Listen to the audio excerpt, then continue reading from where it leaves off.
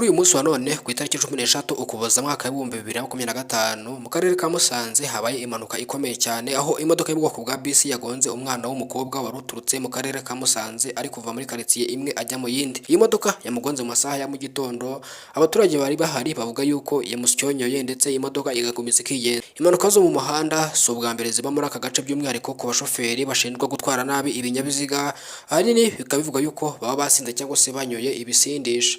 By'umwihariko bamwe mu bakurikirana cyangwa se abayobozi bo polisi mu ishami ry'umuhanda bavuga yuko kunywa ibiyobyabwenge cyangwa se gutwara ikinyabiziga nkoye ibisindisha biri mu bintu bishobora kuba intandaro y'impanuka, by'umwihariko impanuka zidateganyijwe zishobora guhitana abantu benshi.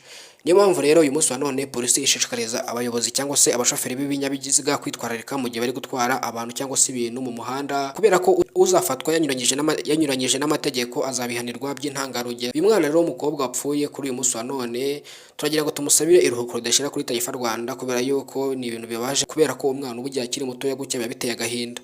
Yewe nitwa Elize Taifa, komeza ubane natwe kandi ndabashimiye cyane, Imana ibarinde.